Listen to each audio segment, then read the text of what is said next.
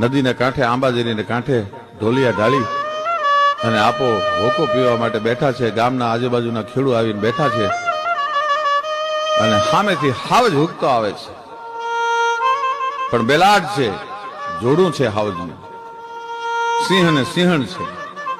બે એટલી મસ્તીમાં હાલે આવે, બે યુગલ છે એ મસ્તી કરતા કરતા વૈયા આવે છે. એકબીજાને ઘડીક ચાટે, ઘડીક બટકા ભરે, ઘડીક હુકે, ઘડીક ત્રાડું દે. આપો બેઠા બેઠા નજરે દ્રશ્ય જોયે છે અને 35 ફૂટ ઊંડી ઈ નદીની ભેખડની નીચે હાવજ અને સિંહણનું ઈ જોડનું છે એ નીચે ઉતર્યું આંબાજરી નદીની માલપા. પણ આપાને એમ થયું કે આજ આ જનાવર જે છે ઈ નક્કી કોક મોટું મારણ કરશે, એટલે આજુબાજુના ખેડૂતોને બોલાવીને કહી દીધું, ભાઈ ધ્યાન રાખજો આજની રાત, કારણ કે જનાવર બહુ મસ્તીમાં છે, બહુ મોજમાં છે.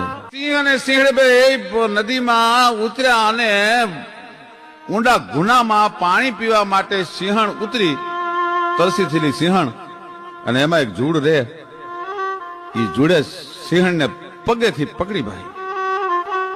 હજી હાવજ એનો સામનો કરે ન કરે, કરે ન કરે ઈ પહેલા તો સિંહણને તાણી અને જૂડ મગર છે ઈ સિંહણના ખોળિયાને લઈ સિંહણે ઘણો જૂડમાંથી છૂટવાનો, પગને છોડાવવાનો પ્રયત્ન કર્યો, પણ પાણીમાં એનું બળ હાલ્યું નહીં. સિંહ બધું જોતો રહ્યો, પણ અહીંયા હાવજ મીંડો ઝૂરવા પોતાની પ્રીતમાં. ઘડીક પહેલા જે ઉગતા હતા, જે રમતા હતા, જે મસ્તી કરતા હતા, એની જગ્યાએ આજ પોતાનું વાલું પાત્ર છે, પોતાનું પ્રિય પાત્ર છે, એ સિંહણને જૂડ નજરની સામે લઈ ગયું. પણ હાવજ મીંડો ઝૂરવા,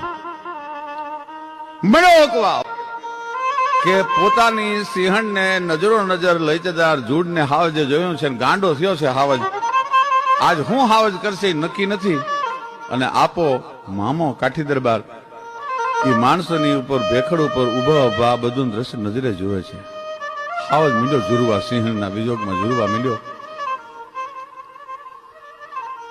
એક દી એક રાત પણ ત્યાંથી હટતો નથી. ગોઠણ ગોઠણ હામાં પાણીમાં ઉભો ઉભો આંખમાંથી આહુડા પાડે અને હુકતો જાય, ત્રાડું દેતો જાય. સિંહણના વિજોગમાં આજ સિંહ ઝૂરે છે. અને આ બધું દ્રશ્ય રાત દી ઉજાગરો કરી અને આપો મામો અને માણસો ઉભા ઉભા જોવે છે. હાવજ કરશે શું હવે?